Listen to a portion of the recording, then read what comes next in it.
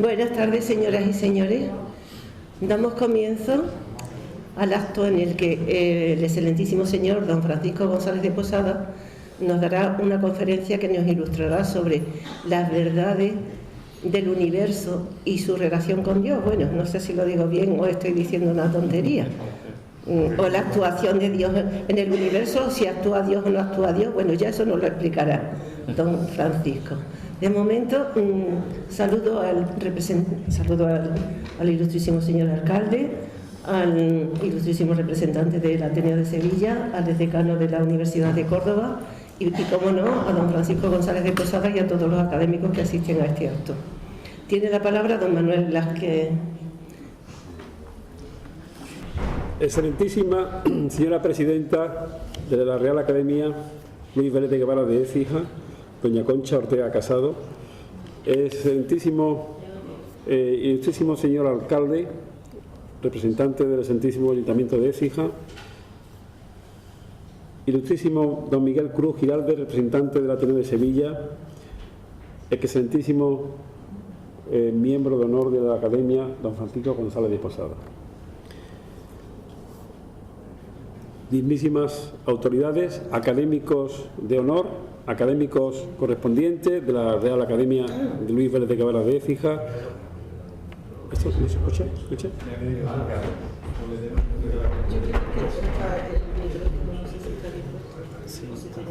¿Está? Sí, un poquito más cerca. Dignísimas autoridades, repito, académicos numerarios, académicos correspondientes, a todos los asistentes, señoras y señores. Es para mí, como académico correspondiente de esta Real Academia de Ciencias, Bellas Artes y Buenas Letras Luis Vélez de Guevara de Écija, un privilegio y un alto honor hacer la presentación de esta sesión. Por una parte, por tratarse de un distinguido académico, nuestro académico de honor, el excelentísimo don Francisco González de Posada, y por otra, por el objeto de la conferencia, una contribución sobre cosmología con una intención sobre la naturaleza de Dios en su relación con el universo ya expresada en el propio título.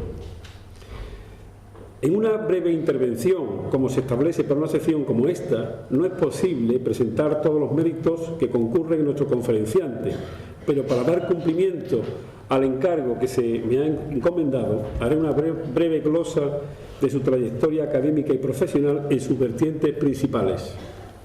Sin duda, una primera reflexión sobre sus méritos nos lleva a concluir que sus excelentes contribuciones en ciencia, tecnología, historia, teología y filosofía dan cuenta, sin duda, de una incansable y excepcional actividad con aportaciones valiosísimas de conocimiento y pensamiento.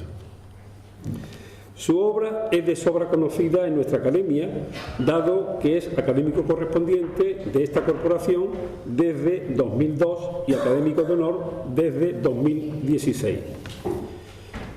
De su currículo solamente voy a presentar unas breves notas.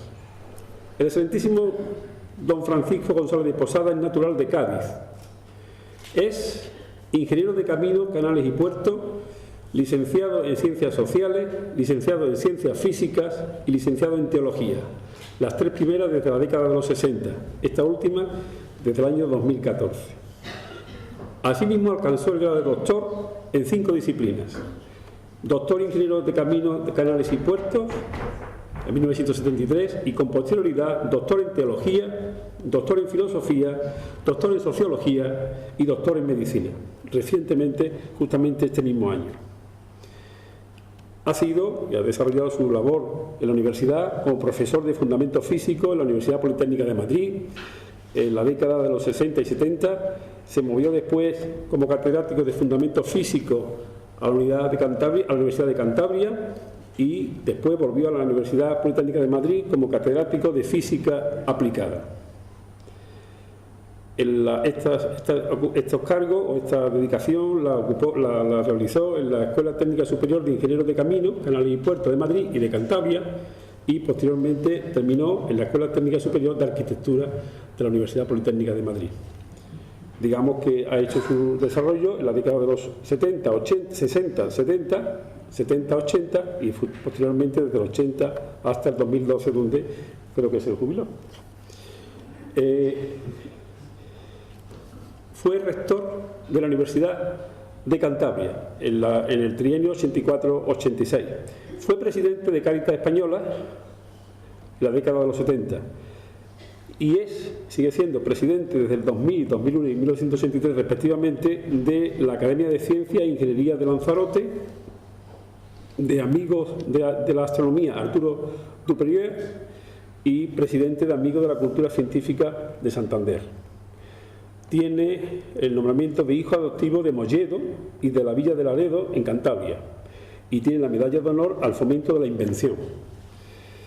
También ha desarrollado trabajos especiales de investigación en su rama de ingeniería, en hidráulica, o en relación con la hidráulica.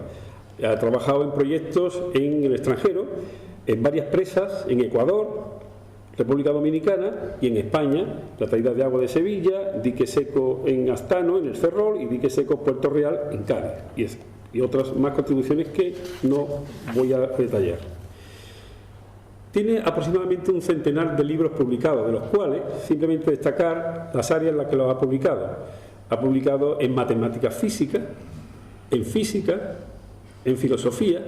De destacar la física del siglo XX en la metafísica de Zubiri, Javier Zubiri, en torno al tiempo, otra de sus obras, en teología, es autor de la teología de la creación del universo y de la relación de Dios con su obra cósmica, un libro reciente que es importante en esta conferencia de hoy, y en historia, por ejemplo, la ciencia en la España ilustrada. Esto por poner algunas pinceladas.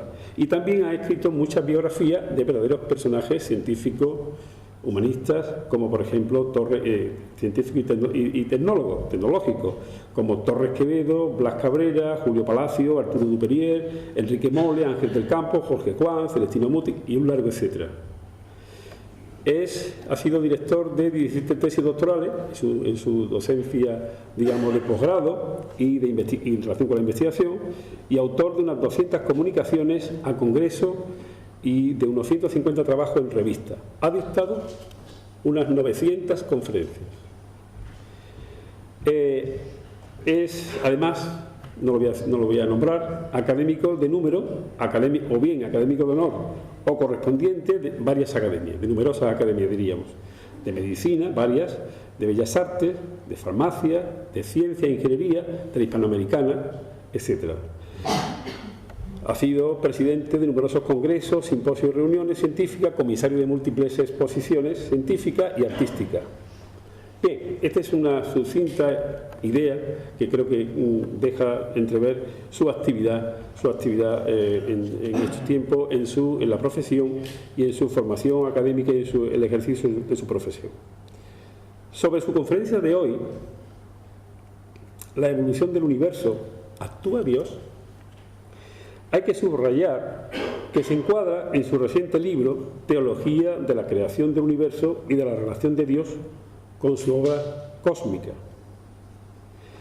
En palabras de su autor, en la reseña del libro se puede leer, se abre cita: trata la cuestión de Dios, pero orientada tan solo a su relación con el cosmos, y prescinde explícita y radicalmente de su relación con el hombre. La intención de esta obra consiste en determinar la naturaleza de Dios en su relación con el universo, concreta y analiza los denominados atributos cósmicos de Dios, se analiza el problema o los problemas del universo a lo largo de la historia humana desde la perspectiva propiamente científica. Para ello, se ofrece un estudio histórico aceptablemente pormenorizado de las conexiones, los acuerdos y los desacuerdos entre el concepto de Dios y el concepto del universo y la de su posible relación. Se cierra la cita. Sin duda, su condición de físico, autor de numerosos libros de matemática física, como citaba antes, y de física, y de cosmología, en particular este último libro sobre la teología de la creación, al tiempo que su condición de doctor en teología y como autor del libro Física del siglo XX, la metafísica de Zubiri, también lo citó anteriormente, como doctor en filosofía, le convierten en una voz autorizada para abordar la historia de la física en confrontación con el cosmos. El desarrollo de la física en el siglo XX y su consolidación como modelo de representación de la naturaleza, con sus leyes matemáticas representativas, ha llevado a los físicos a interesarse por el problema del universo, como él mismo dice, a convertirse en astrofísicos. La genialidad de Einstein, la aportación de Gamow, el trabajo de Lemaitre, de Hubble, de George Ellis, de Stephen Hawking y Roger Penrose han dado lugar al modelo cosmológico del Big Bang o la gran explosión, y también ha dado lugar a otras visiones controvertidas surgidas en los últimos años de naturaleza prioritariamente filosófica. Nuestro académico de honor, el excelentísimo doctor Francisco González de Posada, propone una revisión crítica y analítica en el contexto de la metafísica de Zubiri, introduciendo a su vez aspectos relacionados con la teología. Sin duda, el desarrollo del siglo XX y las casi 2 décadas del actual han permitido grandes avances en física, química y biología, por citar algunos ejemplos, cristalizando en lo que se denomina la nanociencia y la nanotecnología, con un sinfín de potenciales aplicaciones. La observación de objetos dinámicos minúsculos en las dimensiones nanométricas, en el nanomundo, como se suele decir, y la observación de eventos por debajo de la escala del femtosegundo, ya menos 15 segundos, muestra una realidad aparentemente tangible de nuestro universo. Los cambios temporales investigados por el método científico ocurren en escala de tiempo que comprenden más de 30 órdenes de magnitud, desde 10 a menos 15 hasta 10 a más 15 aproximadamente. Y esto se distribuye en aproximadamente 15 órdenes de magnitud por debajo de un segundo y 15 órdenes de magnitud o algo más por encima del segundo, acercándose a la edad del universo según el modelo citado del Big Bang. La intencionalidad que se expresa en el título también comprende esta minúscula realidad. Bien, reiterando el reconocimiento merecido a nuestro académico de honor, doctor Francisco González de Posada, termino agradeciendo la conferencia y su trabajo en nuestra corporación. He dicho.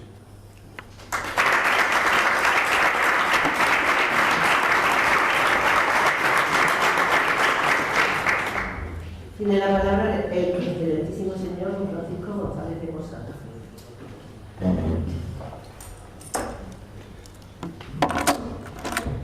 Excelentísima señora presidenta de nuestra Real Academia, ilustrísimo señor alcalde, querido compañero, colega, decano, representante del Ateneo de Sevilla,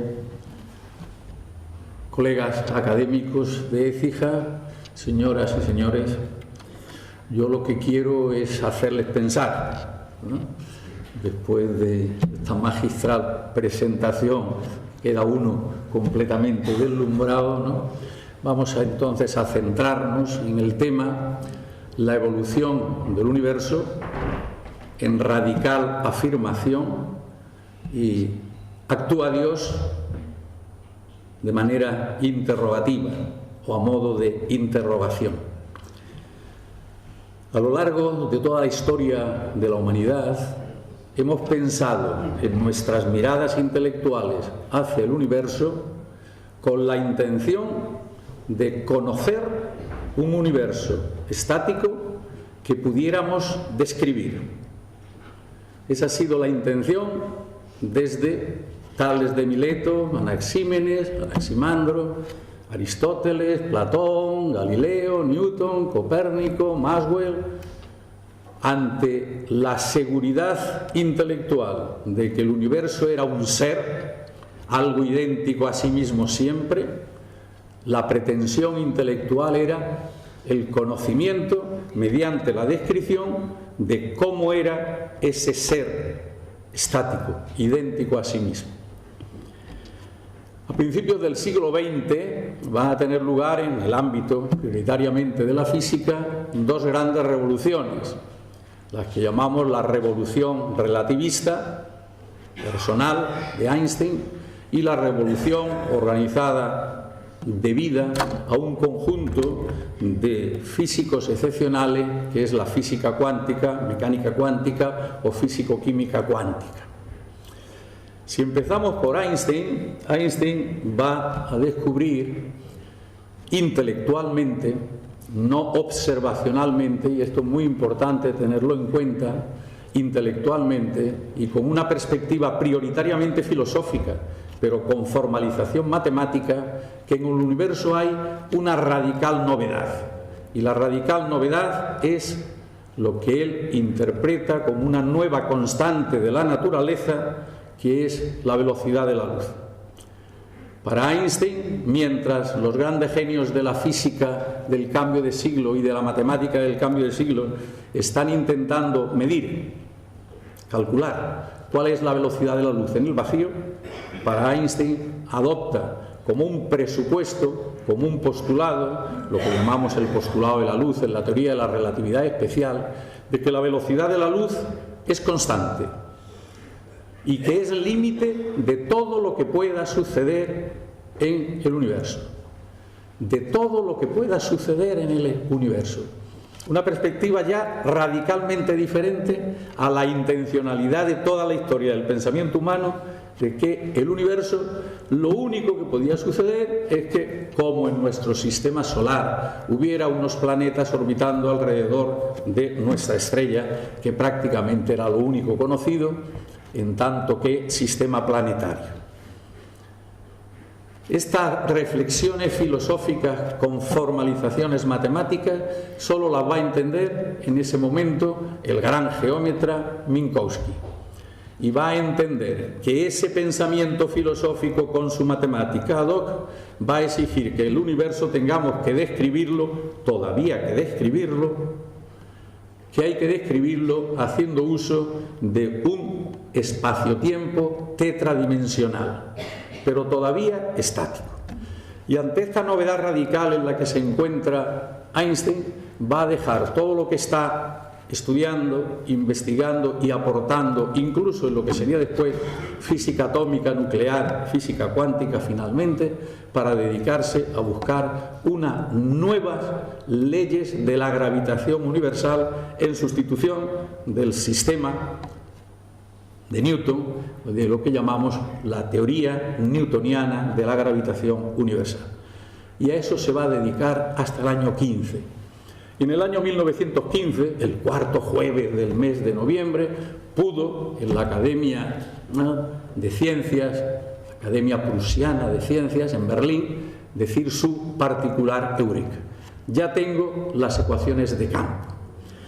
Un sistema de 10 ecuaciones diferenciales en derivadas parciales, de una complejidad extraordinaria, pero que significa, a los efectos de lo que nos interesa, de que el universo es realidad única.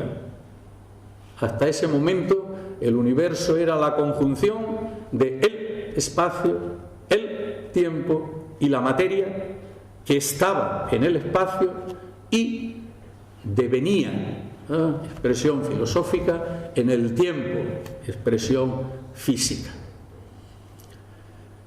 Y ese magno descubrimiento que ya va a explicar el por qué la órbita de Mercurio, lo único que no se podía explicar entonces haciendo uso de las leyes de Newton, por qué la órbita de Mercurio, órbita solo matemática, no física, la órbita de Mercurio iba también orbitando alrededor del Sol, desplazándose como figura matemática. Bien, pero estamos en 1915, en la Primera Guerra Mundial. Estos años pasados hemos estado recordando diferentes episodios de esa Primera Guerra europea, franco-germana o germano-francesa, mundial, como la queramos llamar. Y Berlín, desde la perspectiva occidental, estaba aislado. Pero las ecuaciones de Einstein llegan a la Rusia, entonces presoviética, donde un gran matemático, Friedman, va a ser el primero que se va a atrever a integrar ese monstruoso sistema de ecuaciones diferenciales. Y va a encontrar que toda solución posible de ese sistema de ecuaciones exige formalmente, matemáticamente, que exista al menos una singularidad que situar en el origen. Eso significaría que el universo está evolucionando, por lo menos en tamaño, desde una situación de volumen cero, de hipotética esfera de diámetro nulo o tendiendo a cero. A partir de ese momento singular, el universo estaría expandiéndose o expansionándose. Verdadera sorpresa. Pero claro, todos ustedes saben que este año pasado hemos estado también recordando, ¿no?, que la Rusia zarista o presoviética dejó de ser tal y cayó dentro de lo que estamos llamando en política y en sociología la revolución comunista, ¿no? Y a partir de ese momento la comunicación del mundo ya soviético con el resto, Alemania y Occidente, queda cortada. Nadie sabe los descubrimientos que en el año 21-22 ha hecho el matemático Friedman.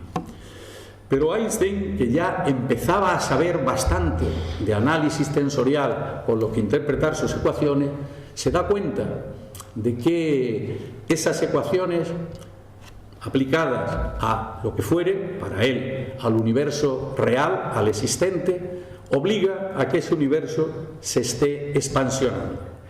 Y eso no entra en su cabeza por razones físicas, razones filosóficas, razones estéticas. Él no puede entender que el universo esté dejando de ser como es para ser de otra manera. Y entre esa otra manera es ser cada vez más grande. Y corrige sus propias ecuaciones con objeto de evitar que de sus ecuaciones, de su gran descubrimiento físico-matemático, pueda deducirse que el universo se está expandiendo. Bueno, pero una vez que Einstein es la máxima figura mundial, cuando tras unos descubrimientos sobre si la luz pesa o no pesa, si se desvía de la línea recta en las proximidades de grandes cantidades de materia, la luz de una estrella pasando cerca del Sol, pues se curva y no va en la línea recta posible, como puede detectarse para aquellas estrellas que queden eclipsadas por el Sol vistas desde la Tierra. Einstein se convierte en la máxima figura del mundo en todos los sentidos. El Cristiano Ronaldo de ayer por la noche, pues su equivalente, en el año 19, Eddington llega a la Real Sociedad Inglesa con la afirmación: Einstein tiene razón, la luz pesa. Y a partir de ese momento se convierte en la gran figura internacional. Bien, lo que he dicho de la perspectiva ya soviética, eso no llega a Occidente.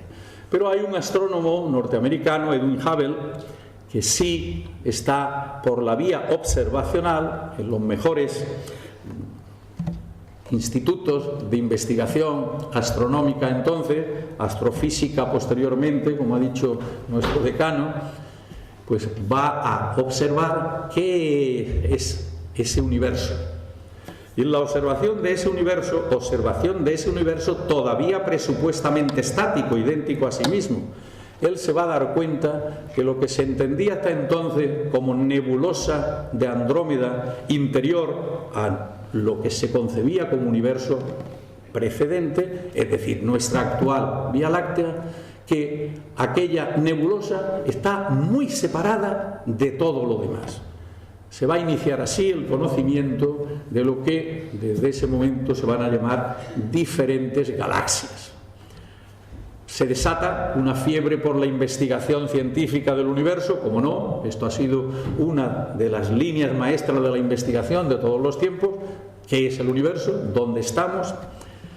Y se va a ir dotando ese gran universo de numerosas diferentes galaxias separadas a distancias impresionantes unas de otras. Y mientras los astrónomos de ese momento está cada uno queriendo buscar su galaxia para que lleve su nombre o su número de carnet de identidad en las maneras de expresar los astros, Edwin Hubble está descubriendo que no solo existen diferentes galaxias, sino que las galaxias se están separando todas, todas de todas. Y por si fuera poco, eso es el año 27, finales del año 28 y el 29, es capaz de regalarnos la fórmula más sencilla de toda la historia de la física, lo que llamamos la ley de Hubble del alejamiento de las galaxias. La velocidad a la que se separan dos galaxias cualesquiera es directamente proporcional a la distancia que se encuentran. La ley más sencilla de toda la historia de la física. Solo magnitudes cinemáticas. Velocidad, que decimos una distancia o una longitud partido por una duración, hablando muy mal, como hacen los libros de bachiller o de universidad, espacio partido por tiempo, muy mal, ¿no? Una distancia o una longitud o un recorrido geométrico por una duración por recorrido temporal, directamente proporcional a una distancia, no hay más que eso, cinemática, velocidades y distancia. Pero para poder tener una ecuación entre dos magnitudes diferentes, la física exige, la física clásica, que se igualen dos miembros que magnitudinalmente sean de la misma naturaleza. Velocidad igual a velocidad. Para eso, en el segundo miembro de la ecuación, donde tenemos la distancia entre dos galaxias cualesquiera, hay que poner una constante que es lo que llamamos la constante de Hubble. Hemos llegado ya a un punto capital de la historia y de lo que tenemos entre manos hoy. La velocidad a la que se separan dos galaxias ha de ser igual a la distancia a la que se encuentran dividida por una duración. Y como eso hay que aplicarlo a todas las parejas de galaxias, ese tiempo inverso de la constante de proporcionalidad de velocidad y distancia, constante de Hubble, su inversa, es el tiempo de vida que tiene el universo desde esa singularidad primordial. Estamos en el año 1929 y ya casi que se sabe, sabiduría, inteligencia, intelección acerca de qué es, cómo funciona el universo. Ya sabemos que el universo pudo tener un origen y que desde ese origen hasta hoy podía, con los datos tal como se podían interpretar a finales de la década de los 20, entre 12.000 y 18.000 millones de años. Eso se está planteando así. Einstein no se había creído lo que sus propias ecuaciones ya interpretadas por él significaba de un universo en expansión. Corrigió sus ecuaciones primitivas con lo que llamamos desde entonces el término cosmológico para prohibir esa expansión.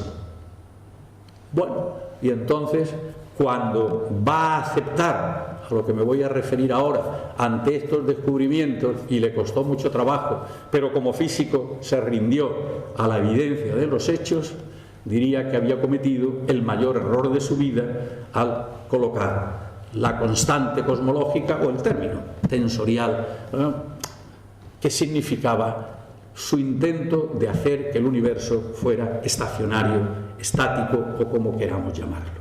Bien, pero paralelamente, Georges Lemaitre, un sacerdote belga, de los mejores astrónomos de ese final de la década de los 20, va a interpretar también y a resolver las ecuaciones de Einstein. Y va a llamar a esa solución que todavía no se conoce en Occidente, que el ruso presoviético ya fallecido, Alexander Friedman, había dicho singularidad matemática en el origen, que eso significa punto singular en el que las leyes de la física dejan de tener valor como leyes, es decir, que deja de cumplirse la propia física que conocemos. Le va a llamar el átomo primordial o el átomo primigenio. Todo el universo ha surgido de todo lo que pudo existir en un principio, y desde ese instante inicial, como átomo, enormemente denso, impresionantemente energético, caliente, solemos decir, va a tener lugar una expansión desde ese momento hasta el presente. Bueno, hasta el año 33 Einstein no acepta esta situación de universo en expansión.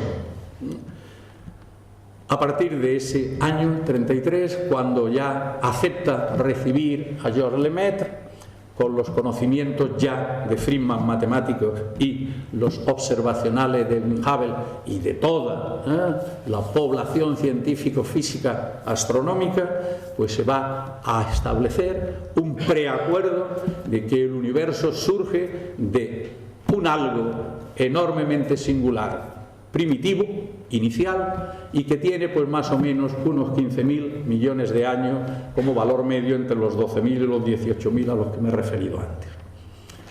Bien, pero a partir de ese momento, Georges Lemaitre va a ser nombrado director del Observatorio Astronómico de la Santa Sede y se va a difundir por el mundo, pues como noticia, que la física del momento está mostrando una cosmología que es la que se encuentra más en consonancia con la imagen de un universo creado por un algo externo, para las religiones cristianas Dios, y que lo puso en movimiento y que desde entonces este universo se ha estado expandiendo. Esto directamente, pero claro, ¿y qué hacemos con Newton? El mayor genio de toda la historia de la humanidad, y no solo el mayor genio de la historia de la humanidad, sino el ser humano que ha tenido más suerte, según la Academia de Ciencia Francesa, porque universo solo hay uno, y Newton lo ha descubierto de una vez por todas, por completo y para siempre. Ciertamente, con esta perspectiva, Newton había sido el ser más afortunado y no solo el mayor genio de la historia de la humanidad. Pero bueno, ¿y qué hacemos entonces con el concepto de espacio infinito? Y con el concepto de tiempo infinito de Newton. ¿Qué hacemos con ellos? ¿O qué hizo? ¿O por qué se los inventó como concepto Newton? Porque no podía explicar su teoría del universo sin aceptar que el universo fuera infinito. Porque si no, con la única fuerza que manejaba, que era la fuerza gravitatoria, teoría newtoniana de la gravitación universal, el universo no existiría, se estaría todo comprimiendo en un gran colapso. Y sin embargo, lo que se estaba viendo es que el universo se estaba expandiendo. Pero esta tesis en ese momento no era más que una tesis tan gratamente aceptada por las religiones clásicas de libro, como las queramos llamar, judaísmo, cristianismo y la religión musulmana, pues esta pone en guardia a todo ese otro mundo de científicos que desde la Ilustración, de una manera u otra, pues hemos venido llamando o considerando como enormes, extraordinarios humanistas, pero religiosamente no solo agnósticos, sino una parte de ellos ateos, ferozmente ateos, si lo queremos decir así. Entonces nos vamos a encontrar que la disputa no se hace propiamente científica, sino que se hace una disputa religiosa entre los propios científicos. Y entonces vamos a tener ahí, a la cabeza de todos ellos, Fred Hoyle, como partidario de un universo permanentemente estacionario. Y estas dos, digamos, visiones del cosmos del siglo XX, la fundada en la revolución einsteiniana, confirmada por lo observacional y bien formulada matemáticamente por los mejores matemáticos del primer tercio de este siglo, pues se va a intentar contrarrestar desde una perspectiva con raíces propiamente arreligiosas o como lo queramos llamar. Bueno, con este presupuesto de historia, el reloj siempre corre mucho más de lo que uno quiere, vamos a continuar en el momento actual y poner los principios que yo quisiera que tuviéramos firmemente establecidos todos, para que no caigamos en más errores históricos como todos los que hemos tenido.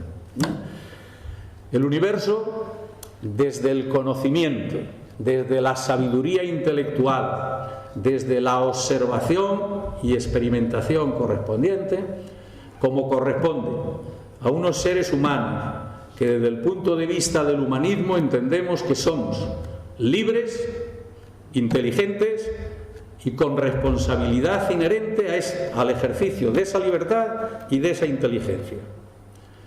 En ese mundo, y solo en ese mundo, se mueve y debe moverse la ciencia. para la reflexión. Ese es el ámbito del conocimiento. El ámbito del conocimiento objetivo, universal, totalizable, generalizable, es el mundo de la ciencia. Y el mundo de la ciencia sabe lo que sabe. No es todo, ni todo perfectamente, ni todo por completo, pero sabe lo que sabe. Y lo que sabe y se va sabiendo en la medida que se va sabiendo como hechos contrastables y contrastados, debemos todos decir sí para no columpiarnos más a lo largo de la historia. Independientemente de nuestras creencias, que eso no es sabiduría, no es conocimiento, al menos no lo es con carácter general, universal, de exactitud, de veracidad para todos los hombres. Es otro ámbito del ser humano. Pero para aquellos que tengamos fe, que no es ciencia, fe religiosa, tenemos que saber que el ámbito de la fe es ámbito de creencias, no es ámbito de sabiduría. Y desde el ámbito de las creencias es desde el que tenemos que, en su caso, enfrentarnos con estos otros temas. Porque el ser humano no es solo ciencia. Pero el que no sea solo ciencia y sea también, o tenga también, o tengamos ideologías, creencias, capacidades estéticas, profundidades literarias, místicas, religiosas, eso es otra cuestión paralela, complementaria a la de la inteligencia, la racionalidad, la cientificidad, en la que sí todos los seres humanos podemos ser comunes en nuestro conocimiento. Tenemos entonces qué es el universo que hoy nos explica la ciencia y hasta dónde llega ese conocimiento. Desde estos años 30 hasta hoy, pues todavía hemos descubierto mucho más. Solo faltaba que nos hubiéramos quedado en los años 30, ¿no? Y obviamente no tenemos tiempo aquí, pues son cursos de 50 horas más o menos, ¿no? Pero en fin, en el año 98, por poner otro hito histórico en la historia de la cosmología, se van a descubrir otra terna de grandísimos descubrimientos que nos van a hacer ver, entre otras razones y para todos, que el universo no solo está en expansión, sino que el universo, que hasta más o menos hace 5.000 millones de años, cuando surge nuestro sistema solar, el Sol, la Tierra, Mercurio, Venus, Marte, Júpiter, Saturno, nuestro sistema planetario solar. A partir de esos instantes de la historia del universo, que no es nuestra historia, la historia del universo que hoy decimos que tiene 13.800 millones de años, con un error, como nos gusta hablar en ciencia en general y en física en particular, de 300.000 años, más o menos de esos 13.800 millones de años, desde ese instante inicial hasta hace más o menos estos 5.000 millones de años, el universo estuvo expandiéndose de manera desacelerada, es decir, iba creciendo, pero cada vez con una velocidad menor. Desde hace esos más o menos 5.000 millones de años, el universo está en expansión acelerada, cada vez con una velocidad mayor, con una aceleración, por tanto, en esa expansión generalizada en la que se encuentra. Bueno, se cumple media hora desde que hemos empezado a hablar. Todo esto es lo que hoy sabemos, lo que sabemos. No sabemos exactamente lo del Big Bang. Yo por eso aquí creo que me han oído ustedes en alguna ocasión que todavía no es un hecho contrastable, determinable por la física, aunque nuestro decano nos ha hecho aquí una exhibición extraordinaria sobre cómo manejamos entre en el tiempo, refiriéndose al tiempo, pero a cualquier otra magnitud, entre 10 a la menos 15 para el segundo y 10 a la 15. Nos atrevemos a hablar de 10 a la menos 42 en lo que llamamos la etapa de Planck o los primeros instantes del propio universo. Fíjense hasta dónde llegamos, ¿no? Bueno, todavía no es un hecho que haya que aceptarse plenamente lo del Big Bang, con todo ese otro conjunto de cuestiones que le decimos. Pero lo que sí, y yo estoy intentando siempre, precisamente para poder aceptar los descubrimientos científicos por una parte y nuestras reflexiones complementarias, si queremos decirlo así, por otra, que es una hipótesis harto plausible, la del Big Bang, sin la cual, y eso sí, no somos capaces de explicar nada. Así que, mientras tanto, aunque no sea dogma de fe científico, porque no es un hecho, todavía no tenemos medios suficientes para poder afirmar que el Big Bang existió y fue de estas características. ¿Somos capaces de hablar cómo era el universo? Somos capaces, no quiere decir que lo tengamos bien explicado.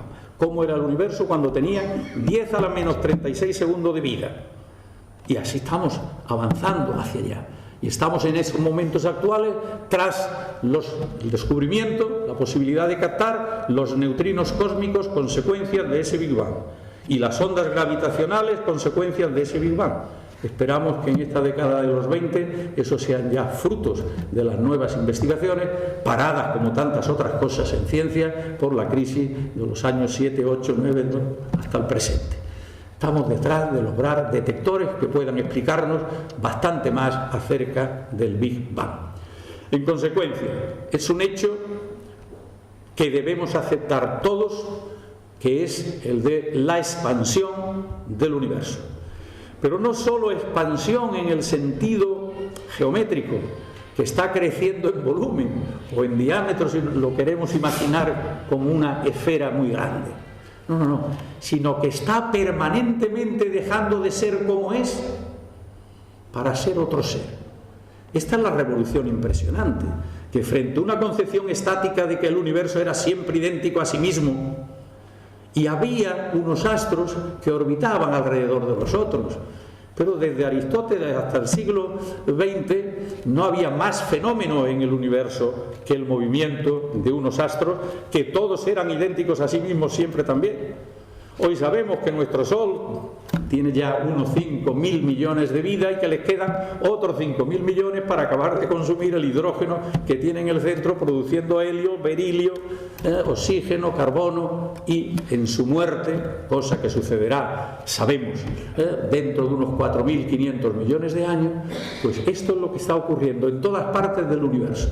Un permanente dejar de ser el ser que es para ser otro ser. Algo verdaderamente sorprendente. Frente a la estaticidad con la que el ser humano ha estado mirando al universo desde tiempo inmemorial, decimos normalmente en filosofía y los inicios de la ciencia, en el tránsito del mitos al logos, lo que significa el inicio de la filosofía griega allá por el siglo VII a.C., con Tales, Anaxímenes, etc. Bien, pues entonces este universo en expansión y dejando de ser como es para ser otro ser en cada momento de su historia, nos planteamos el problema. ¿Actúa Dios o no actúa Dios? Pero tal como se ha ido desarrollando el siglo XX, la pregunta, como pregunta, tiene el mismo sentido para creyentes que para no creyentes, y esto es lo importante. Y yo lo que espero es que de aquí salgan todos con algunas ideas, pero que pueden quedar firmes en las que tengan o no, pero por lo menos que puedan ser más fundamentadas unas u otras. Esa es la intención o el deseo, ¿no? Bueno, pues vamos entonces a ver un poco, a los efectos de nuestra tradición cultural judeocristiana occidental, aunque no hayamos sido capaces de formalizar esto en la Carta Constitucional Europea, un lamento a la historia, pero esto es otra cuestión distinta. Bueno, ¿cómo hemos concebido esta cuestión? Pues voy a poner los dos hitos primordiales antes de meternos con el Génesis para ver cómo nos quedamos todos tranquilos, todos, como yo espero. Teología de la creación del universo y de la relación de Dios con su obra cósmica, que es el último libro que he publicado, ¿no? Bueno, pues el asunto podemos plantearlo así. Vamos a ver. Comienzos del Renacimiento, va a tener lugar, siglo XVI. En este año estamos ya conmemorando no a nuestro rey Carlos I, sino a nuestro emperador Carlos V, porque en 1519 pues es cuando recibió la consagración imperial que podemos llamar la civil, no la pontificia, que es la que de verdad lo coronaba, por lo cual faltarían todavía 10 años. Bien, en ese momento, la suma actualidad de Europa se llama Lutero. Desde el 31 de octubre del 1517. Y toda la revolución que va a poner en conmoción toda Europa y sobre todo el imperio romano, el imperio en ese momento europeo, vamos a llamarlo así. ¿Y esto qué va a significar? Pues va a significar que entre las tensiones en Erasmus, Lutero y finalmente centralizado en Calvino, Calvino va en su institución de la religión, un libro de los primordiales del protestantismo, va a afirmar que el universo está bajo la providencia de Dios y bajo la gobernanza de Dios. Dos expresiones, el de la gobernanza es el que tenemos hoy en todos los medios políticos, no sé por qué, en los últimos años le hemos tomado tanto gusto a la palabra gobernanza, ¿no? Eso es de Calvino. Para Calvino, Dios está permanentemente actuando en un universo que era concebido prácticamente como quietud, como estático, algo que puede sorprendernos. Y lo está gobernando providencialmente para que siga funcionando, para que siga viviendo. Coetáneo esta obra con el de Revolutionibus Orbium Celestium de Copérnico sobre las revoluciones de los orbes celestes, cuando Copérnico va a intuir, a decir, a comunicar que la Tierra no es el centro del universo, que todo ese universo que hemos considerado hasta ese momento como geocéntrico y geoestático, la Tierra quieta y en el centro del universo, eso ya no se puede consentir. La Tierra es un planeta más que orbita alrededor del Sol. Bueno, pues hasta ahí una primera perspectiva religiosa ya en los inicios de lo que llamamos la Edad Moderna, es decir, la edad del pensamiento humano, del humanismo, de un crecimiento inicial de ciencia que no quedaría establecida hasta el siglo siguiente con Galileo, Descartes y Newton, pero ya con unos inicios científicos. Pero veamos la coronación de la física y de lo que llamamos la Edad Moderna, la figura de Newton. Newton va a publicar la obra magna a la que me he referido antes, Philosophiae Naturalis Principia Mathematica, los principios matemáticos de la filosofía natural. ¿Cuáles son las leyes matemáticas que rigen el funcionamiento del universo? Filosofía natural, versión hoy física de la naturaleza, física del universo. Bueno, pues el gran Newton, que nos regala las leyes fundamentales que hasta principios del siglo XX han constituido el fundamento de toda la ciencia y de toda la filosofía, a fin de cuentas no era más que la ley de la dinámica newtoniana y la ley de la gravitación universal. Primeros capítulos de los primeros libros de física de nuestros bachilleratos, si queremos decirlo así. Pero Newton era calvinista.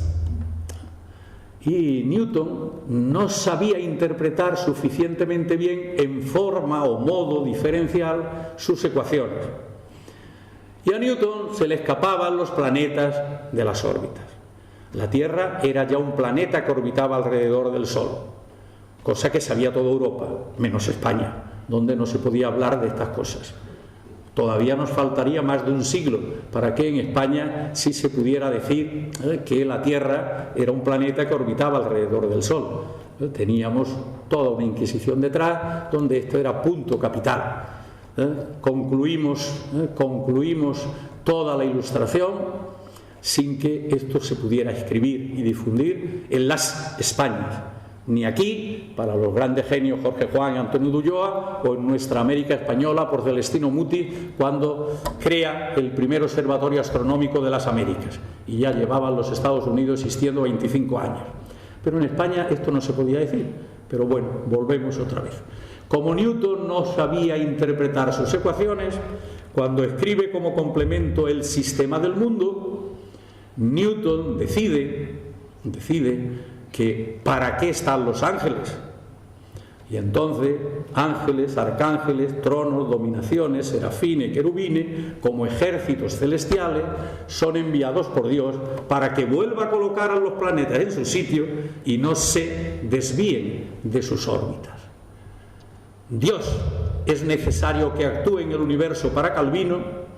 Dios actúa por mediación de sus ejércitos celestiales según el mayor genio de la ciencia de todos los tiempos, Newton. Bueno, pues esto ha sido, en síntesis, muy apretada. En el libro se cuentan muchas más cosas, como es lógico. Bueno, ¿y esto qué es entonces? ¿Esto qué es? Si esto lo ponemos en consonancia con lo que yo les he dicho antes, pues bueno, la física del siglo XX, ¿qué opina cuando estudia el universo?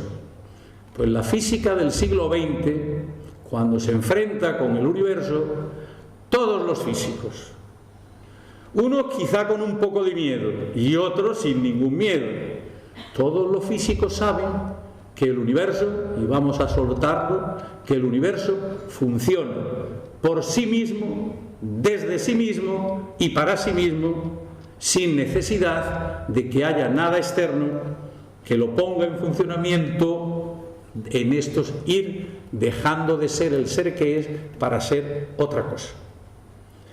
Si un físico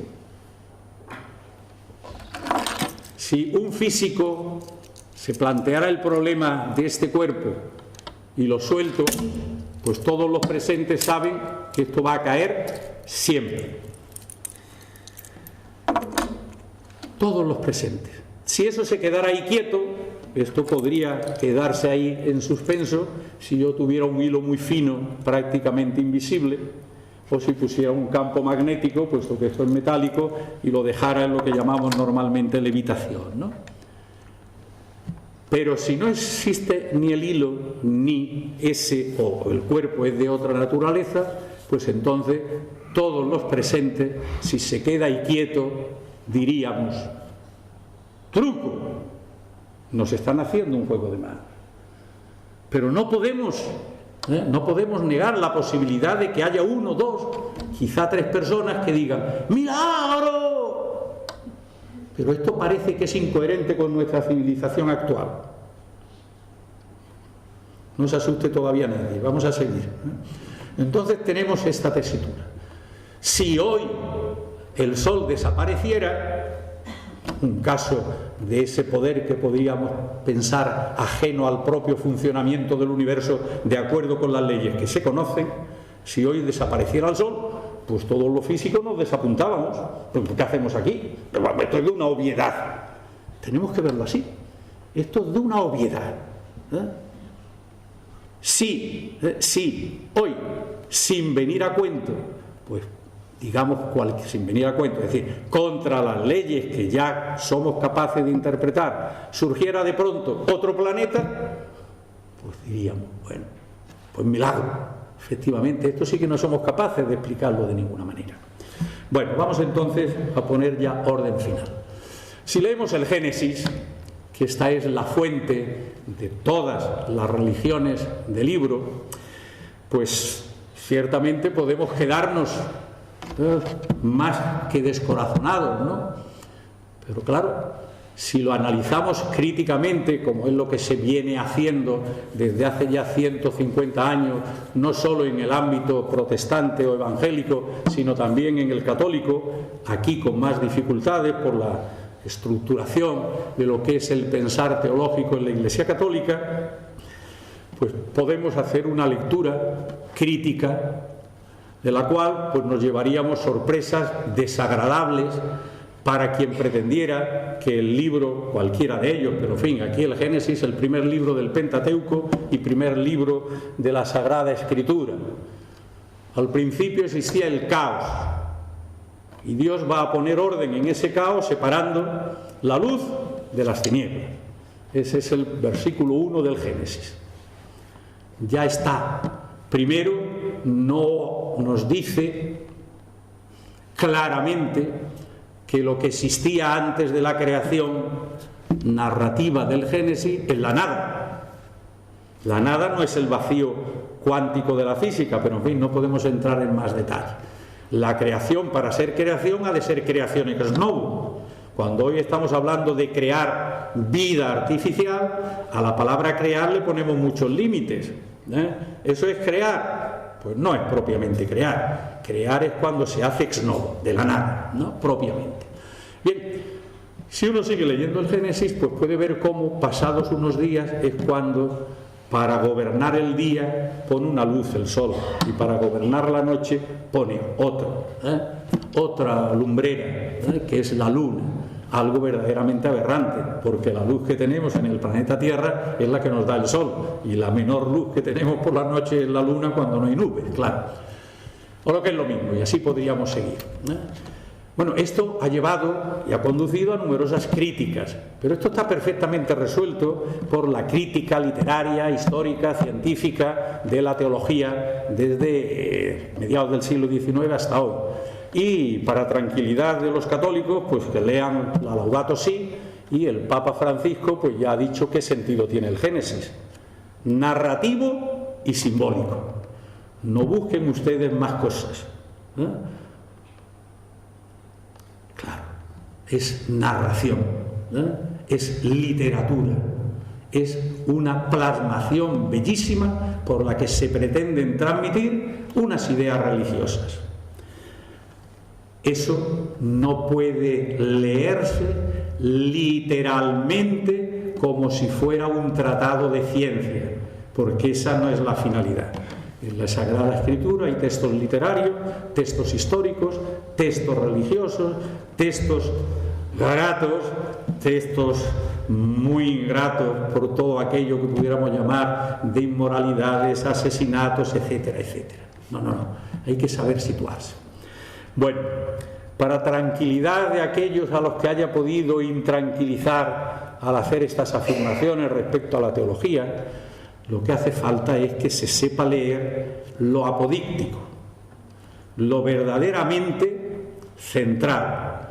El Génesis, después de eso, esa trayectoria narrativa y simbólica como la trata el Papa Francisco, nos va a decir: y vio Dios que era bueno y descansó.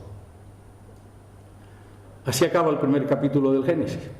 Y por si fuera poco, una invitación a que la lean, porque supongo que en todas las casas hay un libro de la Sagrada Escritura o la Biblia, como la quieran ustedes llamar. Pero es que el primer versículo del capítulo segundo del Génesis incide en lo mismo. Y habiendo visto Dios que todo lo hecho estaba bien hecho, descansó. Yo pego el grito: Calvino, ¿por qué pones a Dios a trabajar si estaba todo bien hecho? Newton, ¿por qué tu ignorancia? Llamar ignorancia algo de Newton parece un poco fuerte, pero en este tema es obvio, porque la física nunca se ha escrito, ninguna ciencia, con carácter total, final, definitivo. Bueno, ¿por qué habéis puesto a todas las cortes celestiales ahí a cargar con los planetas, con lo grandes que son muchos de ellos? Fijaos, Júpiter nada menos, ¿no? Para colocarlos otra vez en su sitio. ¿Por qué? No. Porque la visión religiosa que han de tener los creyentes es que Dios, y voy a dedicar 2 minutos al concepto de Dios, porque si no, pero vamos a dejar esto claro, que Dios no creó unas materialidades, fueran las que fueren en ese momento inicial, sino que en su caso lo que creó, de acuerdo con la ciencia actual, es el universo como un uno. El universo para Aristóteles y también para Newton era espacio, tiempo y materia a la que le ocurrían fenómenos sin que al espacio y al tiempo le pudieran ocurrir nada. Daba gusto, lo bonito que era esto, ¿eh?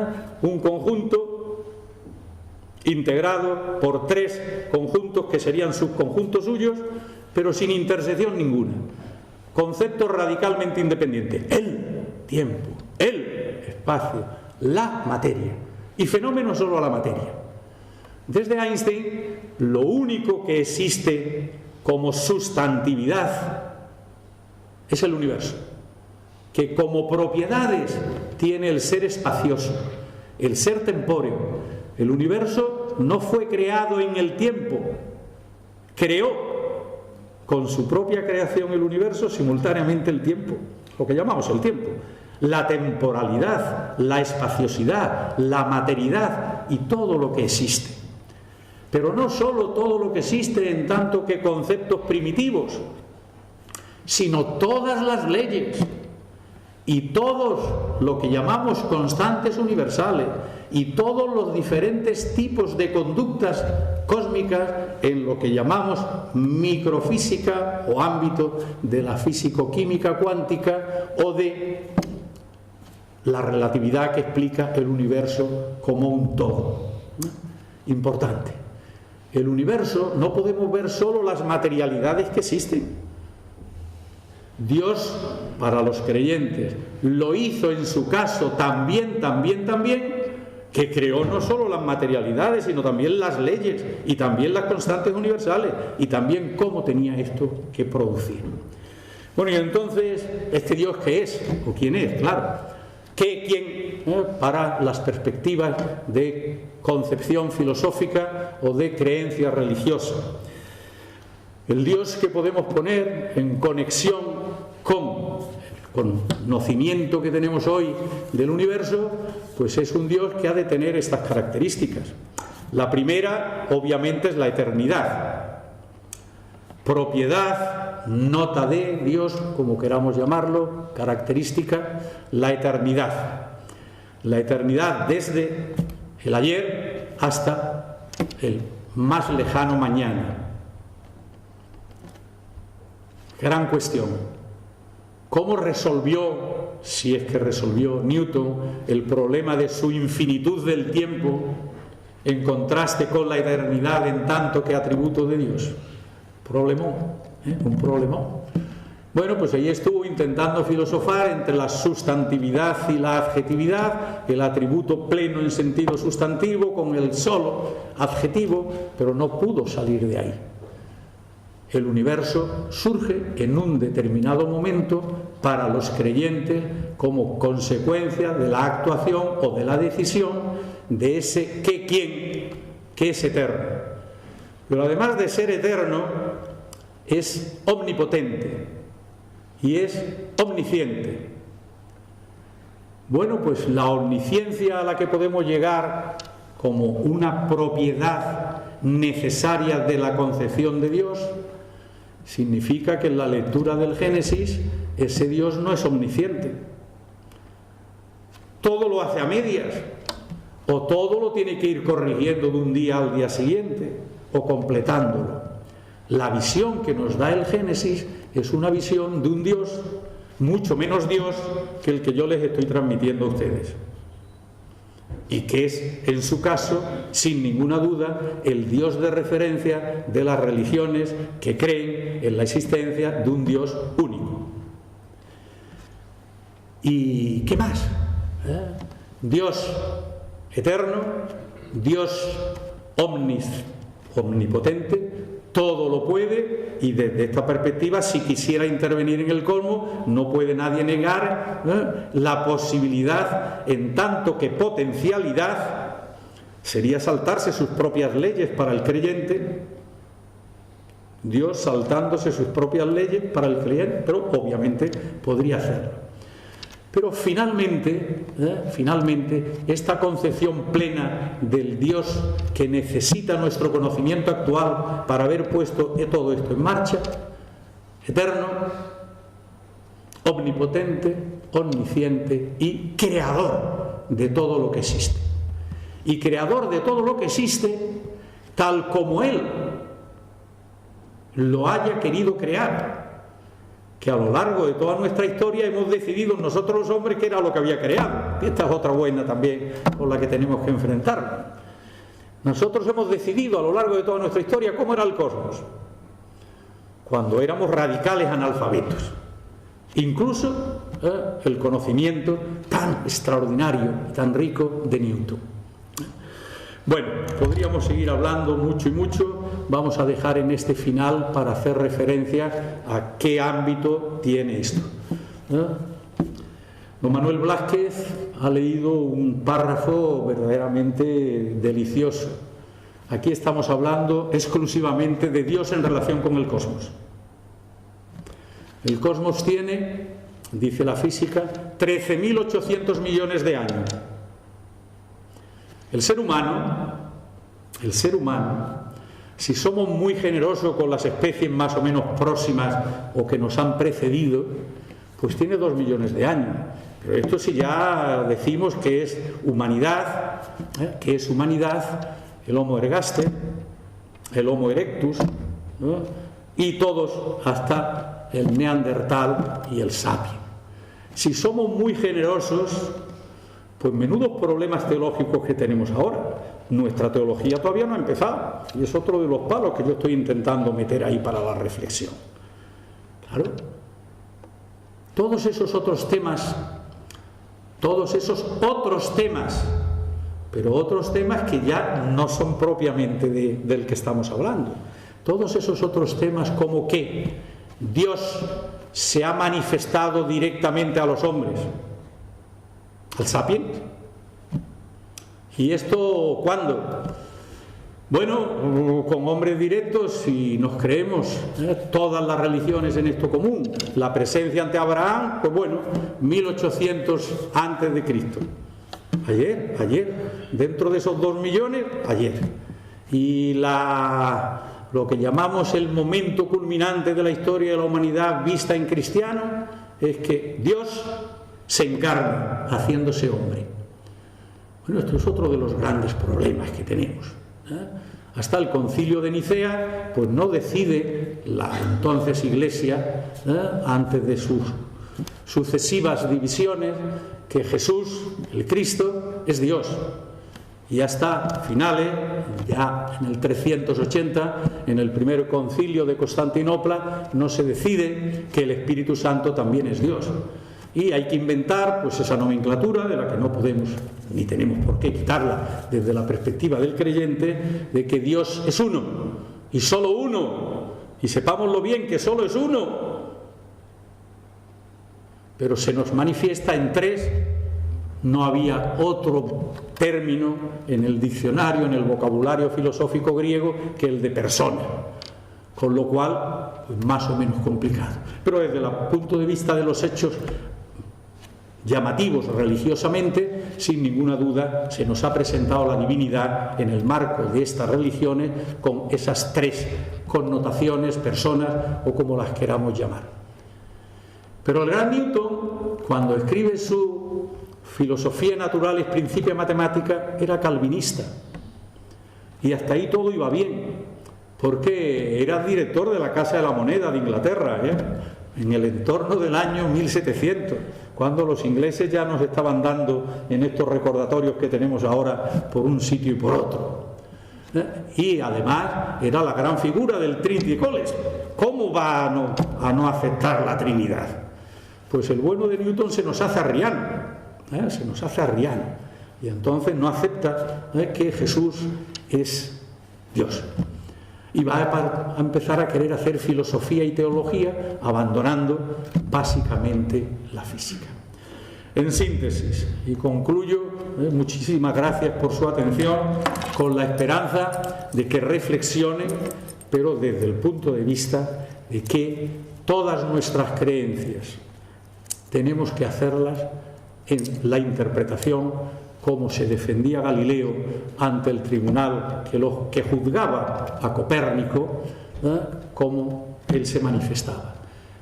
Las Sagradas Escrituras son obra de Dios, pero tenemos que interpretarlas a la luz del conocimiento científico.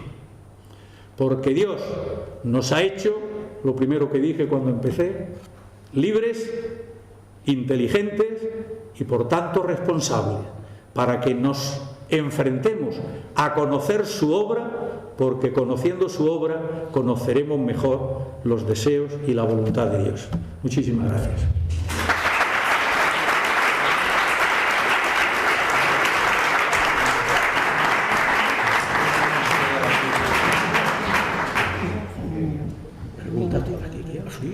Vamos a ver, yo creo que esta conferencia tan densa requiere que resolvamos algunas dudas, y yo quiero darles la palabra al público para que pregunten alguna duda que tengan. Yo voy a preguntarle una con vuestro permiso, porque parece que la teoría del Big Bang se pone en duda ahora mismo. Entonces, las teorías de Penzias y Williams sobre ese descubrimiento del sonido fósil del Big Bang, ¿en qué ha quedado? Vamos a ver. Marina, lo que llamamos del Big Bang no es una teoría, es toda una visión cosmológica, que es lo que llamamos el modelo cosmológico del Big Bang, que es el modelo que hoy tenemos física, en cosmología, en astrofísica, para explicar el funcionamiento del cosmos. Idea segunda importante, Hoy sabemos que no podemos saber cómo es el universo. Vamos a ver si esto lo entendemos también. O sea, sabemos que no sabemos. Sabemos que no podemos conocer cómo es hoy el universo, pero somos al mismo tiempo tan sabios que somos capaces de explicar toda la historia de su funcionamiento, porque es que las perspectivas son otras. Y entonces, frente a toda esa historia del universo, entendemos que el universo debió surgir, hipótesis harto plausible que intento transmitirle a mis colegas para que no hagan dogma de fe, lo que todavía no es un hecho, que podamos refregarnos a todos, hipótesis harto plausible sin la cual no podemos explicar toda la historia del universo, es el Big Bang. Para la física de hoy, y ya no queda ninguno de los discípulos de Freud, aquel que puse como enfrentamiento a la teoría ya de la expansión del universo. En física, para completar la pregunta, en física llamamos teoría a aquello que tiene unos principios, unos postulados y unas formulaciones matemáticas. La teoría de Newton, la teoría de Einstein, la teoría de Maxwell, la teoría de Poisson, la teoría que fuere. Esto es todo un modelo de representación de la realidad. Yo acabo de escribir ayer, precisamente, capítulo primero de la nueva tesis, sobre qué relación hay entre realidad y física. La realidad es lo que es, la realidad es como es, la realidad funciona como funciona. ¿Y qué es lo que hace la física? Pues la física, desde la realidad, es una representación de la realidad. Pero no tenemos un modelo geométrico físico del universo. Esa representación es ideal. Esa representación es como unos conceptos, magnitudes, con otros conceptos, leyes, con otras concepciones complementarias de las consecuencias que de estas cosas podemos ir sacando. Segundo, es una representación parcial. No tenemos una teoría del universo entero. Lo que tenemos es una teoría para explicar unos fenómenos y otras teorías para otros fenómenos. Nos sentimos muy felices diciendo que tenemos por grandes teorías que esa, en el momento que logremos unificarla, ya lo tenemos resuelto todo. La teoría cuántica, que no es una única teoría, pero bueno, la cuántica, y la relatividad, que es así, en visión y en versión de Einstein, es una. Esos son teorías, pero teorías que de momento son incompatibles. O sea que la cuántica y la relatividad no podemos aplicarlas conjuntamente para el estudio del universo. En consecuencia, se trata de un modelo que es una representación ideal y parcial, pero eso sí, que tiene una tercera propiedad importantísima para la física, que no la tiene, y esta es la singularidad de la física, que no la tiene ni la metafísica, ni la filosofía, ni la literatura, ni ninguna otra de las vías de conocimiento, que es la matematicidad. La naturaleza, la física la representa mediante leyes matemáticas, que aparte de describir esos funcionamientos del universo, que no es poco, permiten hacer predicciones. Si yo aplico estas leyes, va a suceder tal cosa, va a suceder la otra. Y en el contraste con lo que suceda, puedo decir, esa teoría tiene más o menos valor. Característica entonces cuarta de esta representación, que son los modelos físicos, ¿verdad? Idealidad, parcialidad, matematicidad, insisto mucho en la historicidad. El conocimiento que tenemos acerca del universo, llamemos teoría, llamemos modelo, está llamado a ser sustituido por otro, es histórico. Y en esa sustitución por otro es donde está el progreso del saber humano en ir desentrañando cada día un poquito mejor ese universo como cualquier otro tipo de fenómeno científico. Esta es la cuestión. El modelo del Big Bang, por tanto, es el modelo que hoy nos explica mejor, pero no olvidemos que hoy nos explica mejor el funcionamiento del universo. Todavía no está completamente bien explicado.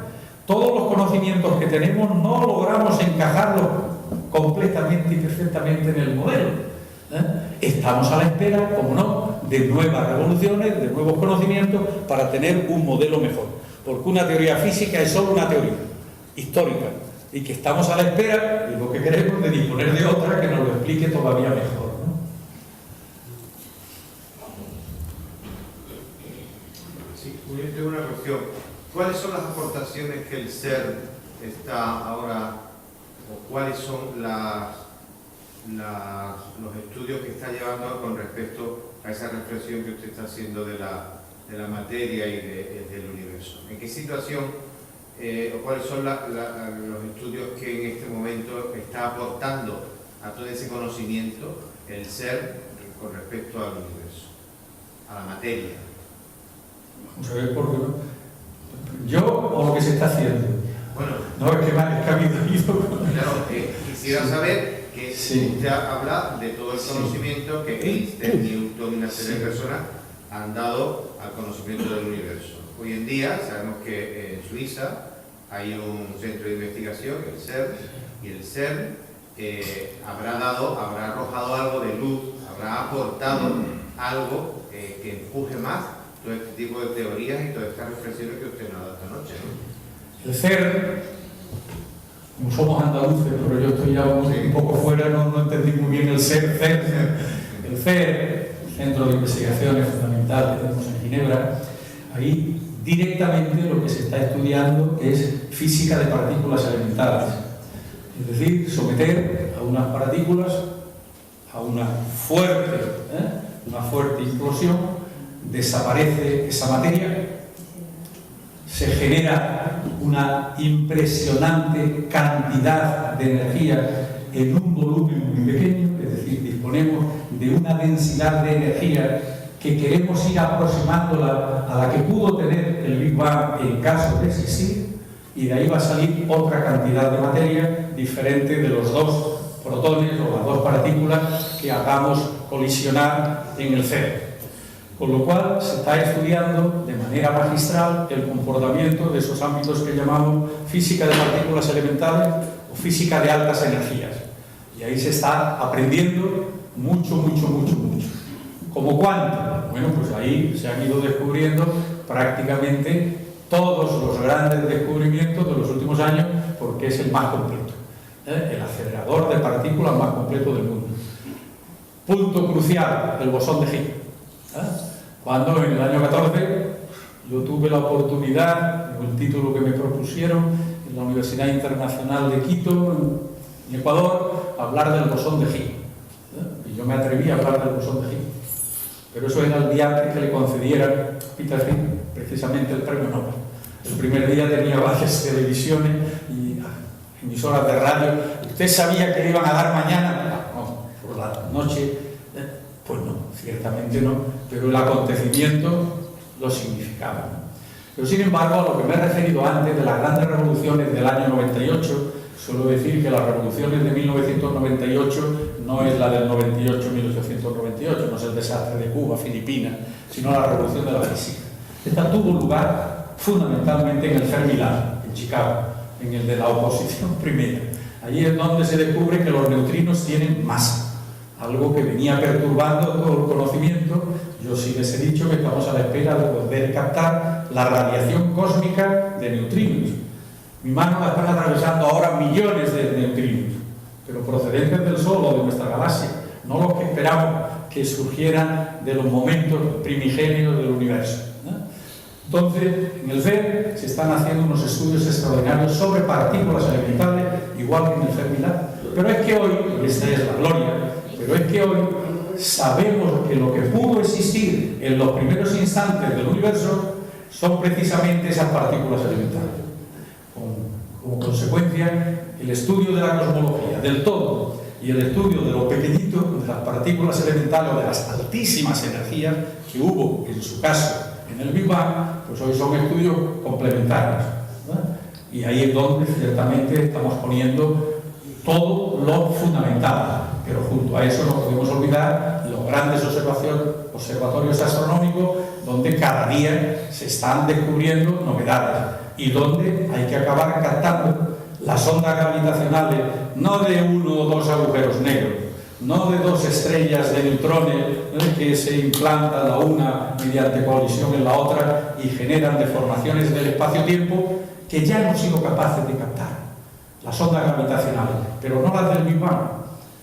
¿Por qué? Porque después de 13.800 millones de años, esas deformaciones del espacio-tiempo einsteiniano, atravesando por todos los lugares del universo, cambiando por sí, hoy todavía no tenemos detectores, porque esas ondas gravitacionales, que no son ondas electromagnéticas, son deformaciones del espacio-tiempo, no tenemos detectores posibles, pero estamos a la esperanza de que en esta década de los 20 que se nos aproximan ya podamos detectar si existen, y entonces, ya para tranquilidad de nuestra presidenta, si finalmente detectamos las ondas gravitacionales que debieron crearse tras el Big Bang, entonces podremos decir el Big Bang es un hecho. 2. Einstein tuvo razón por todos lados. Es lo único que queda para que podamos desmontar las consecuencias que se derivaban de la teoría de Einstein. La última prueba de fuego que tendría que superar las teorías de Einstein, ¿no? Muchas gracias. Hay algo que siempre cuesta trabajo de entender, que es ¿qué había antes de hace 13.800 años? ¿Qué es lo que había? 13.800 años. Te respondo. ¿Qué es lo que había? Te respondo. En mi libro, vamos a decir así, puesto que lo has citado, en mi libro se habla también de la posibilidad de que existieran universos preexistentes al nuestro. Tesis, entre otros muchos, de Penrose. Y de que existan otros numerosos, infinitos universos coexistentes con el nuestro. La pregunta es muy oportuna porque da luz sobre todo lo que hemos estado diciendo aquí en 50 minutos, que es imposible, pero es capital. ¿Qué dice la física sobre eso? Pues independientemente de lo que digan mis amigos y colegas Hawking y Penrose, lo que hay que decir es, la física no solo no sabe nada, para que lo oigan mejor, sino que sabe que no puede saber nada. Y lo negativo siempre es determinante. Lo positivo, como he dicho antes, aproximación. Es un modelo que debe ser sustituido por otro mejor. La física sabe, ella, con nuestras leyes, lo que conocemos en la física, que no podemos saber ni siquiera en qué consistió el Big Bang. Podemos aproximarnos hasta los 10 a la menos 42 segundos. La física sabe que no puede saber nada de los límites de nuestro universo. Es finito. Según Einstein, parece que sigue teniendo razón. Es finito, pero no podemos alcanzar la frontera. En consecuencia, querido Stephen Hawking, como persona, tú y yo tenemos derecho a pensar lo que nos dé la gana, pero no maltratemos a la física. En otro aspecto he ido contra aspecto de la religión. No, la física sabe que no puede saber. Bueno, ahora vamos entonces a intentar contestar en ámbitos que no son los de la física. El ámbito de la física ha quedado claro. Nada independientemente de las elucubraciones que acerca del vacío cuántico y de la capacidad que cualquiera podemos tener para crear universos, se le haya ocurrido a Hawking o a otros muchos. Nada de física. Pero tú y yo, no en tanto que físico ni desde la física, tenemos derecho a pensar lo que nos dé la gana, con tal de que no se lo achaquemos a la física. Hawking, no me maltrates a la física que tú y yo queremos tanto. Para vender libros y millones hace muy bien, pero nos deja bien claro que de eso la física no sabe nada, porque sabe que no puede saber, que es más importante. No sé si me explico bien. Ahora, ahí está, para que el creyente pues se le pueda alumbrar de muchas maneras. La física sabe que no sabe. Y al decirte lo de Hawking te digo de perros, ¿no? Mira, no juguemos con el concepto de entropía. Concepto al que, como catedrático de física, he estado dándole muchas vueltas ante muchas situaciones importantes, cuando nadie se atrevía a hablar de entropía, si el universo acabaría en un Big Crunch, lo que querían todos los físicos hasta los años 90. No sabían qué hacer con la entropía. Ahora que el universo está en expansión acelerada, ya todos hablan de entropía. No hay un cosmólogo que no hable de entropía.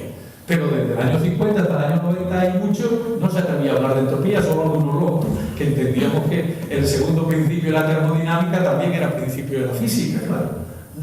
Esta era otra cuestión capital. No sabe nada de física.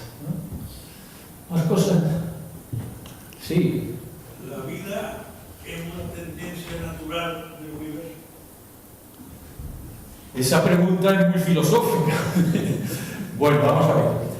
Por lo que sabemos hasta hoy, vida, lo que llamamos vida, solo hay en el planeta Tierra.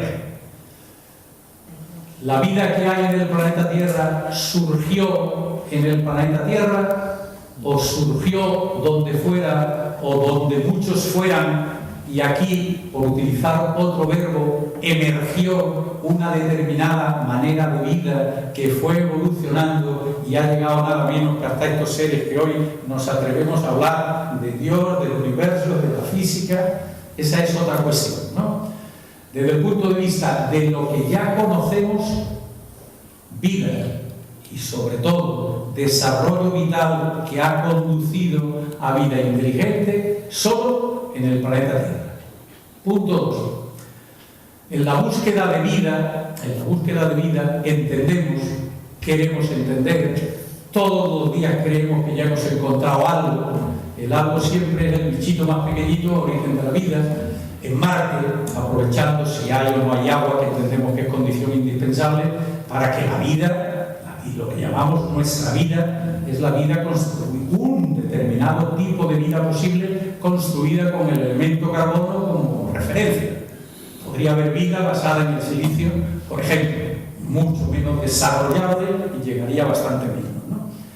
Estamos detrás de encontrar vida en Marte, estamos detrás de encontrar vida en Europa, estamos detrás de encontrar vida en Ganímedes, estamos a la búsqueda de vida aquí. Pero claro, yo creo que con la expresión natural que conduce, pues tendríamos que hablar del proceso por el que se genera la vida, esa vida primitiva, y otra sobre o acerca de la posibilidad de existencia de vida más o menos inteligente en otros lugares del universo. Desde haber dejado, creo que suficientemente claro lo que hoy conocemos, ahora ya vienen cuestiones que no conocemos, sino que podemos pensar. Parece más que posible que existan elementos vitales en algunos de los objetos cósmicos de nuestro sistema solar. Marte o algunos de estos satélites de Júpiter, Saturno o Urano. Es posible que sí haya existido vida incipiente.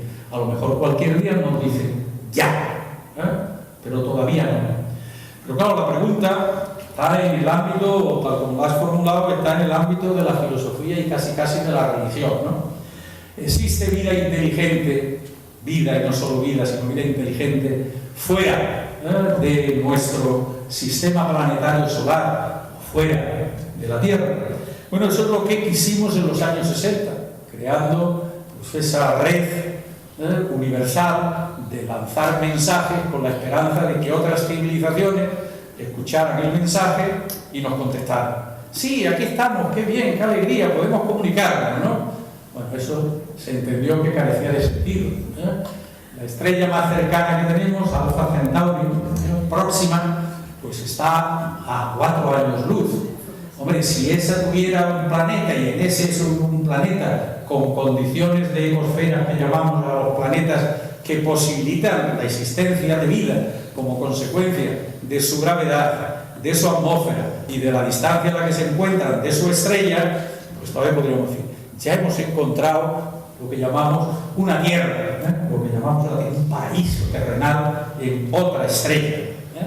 Bueno, de momento nadie desde hace, en este momento, 58, 40, desde hace 60 años, de 30 años hasta nosotros, no ha habido nadie que haya cogido. En los congresos de física fundamental y de cosmología se solía hacer la pregunta siguiente: ¿y caso de haber existido vida inteligente en un planeta, otro, con el que queremos entrar en contacto, cuánto esa civilización fue capaz de durar? Bueno, pues entonces la primera reflexión es sobre la nuestra. Esto es lo que se planteaba en los congresos durante la Guerra Fría o cuando la humanidad teníamos detrás la hecatombe nuclear. Eso que de vez en cuando, pues en fin, India, Pakistán, Corea del Norte, cuando nos llegan empezamos a temblar. Pero en los años 60, 70, los que son de mi generación lo recordarán, el miedo a la hecatombe nuclear estaba ahí. Eso estaba ahí. Y entonces eso quería decir que ¿cuánto tiempo lleva la especie humana? Hemos dicho que si somos muy generosos son 2 millones. ¿Estamos de acuerdo? Si entendemos que es el sapiens, pues bueno, todavía no lo tenemos muy claro. Digamos 150.000 años. Pero es que ese no es el problema. El problema es que nosotros decimos que Aristóteles era muy inteligente. Y Agustín de Tagaste, San Agustín, muy inteligente. Y que Galileo, muy inteligente. Y que Newton, el más inteligente de toda la historia de la humanidad. Pues ninguno de estos se podían haber planteado el problema, porque lo que le estamos mandando y lo que le estaríamos pidiendo son ondas electromagnéticas. Y hasta 1873, con el Treatise Maxwell, pues no sabemos lo que es una onda electromagnética. Es decir, que tenemos unos 200 años de tener unos conocimientos científicos y solo unos 50 años de capacidad técnica para mandar estas ondas a ver si hay vida afuera. ¿Y cuánto va a durar nuestra especie? Vamos a suponer que no vamos a cometer ninguna barbaridad y que la biología nos va a mantener bastante más sana. Bueno, a tenor de todo lo que nos precede, no deben ser mucho, pero en fin, vamos a ser muy optimistas. 1000 años, 1000 años más, sin destruirnos, ¿no? Por coger una cifra fácil. Bueno, ¿y cuántos planetas hay? Bueno, en este momento tenemos ya 2000 planetas y ya tenemos casi 50, descubierto me refiero, descubierto. Sabemos que hay 300.000 millones de estrellas en nuestra Vía Láctea, de las cuales 100.000 son soles. O sea que el planeta, ¿y cuántos más o menos en los que pueda darse vida y que se desarrolle vida? Pues ya decimos, pero decimos con esto, no con el conocimiento ya formado. Hombre, pues efectivamente, y si ahora volvemos a Dios, pues podemos decir, va a estar suficientemente satisfecho con vernos a nosotros por aquí, por este paraíso terrenal, que ya no hay Eva, porque ya con la revolución feminista ya eso se ha desaparecido. ¿Y cómo se está divirtiendo en Dios? Pues tendrá otros lugares donde esté viendo otras personas. Pero esto no tiene nada que ver con la ciencia. Entonces, pues ahí podemos hacernos ya todo lo que queramos. Para tranquilidad definitiva, ninguno nos ha dicho aquí estamos nosotros también y ya somos capaces de comunicarnos. Ninguno, y desde luego ninguno ha venido nunca. Lo digo porque si estamos queriendo quitar cosas que no tienen nada que ver con la ciencia y con los principios religiosos, los extraterrestres no existen. No ha existido ninguno. Entonces, más claro no se puede decir. Aquí no ha venido nadie del exterior. Todavía ninguno se nos ha ocurrido ir allá. Estamos ya pensando en hacer excursiones turísticas a Marte. cosa que serán pronto, pero lo otro está demasiado lejos. No sé si hay más preguntas. Sí. Para mí esto es una gloria. ¿Hay alguna pregunta más?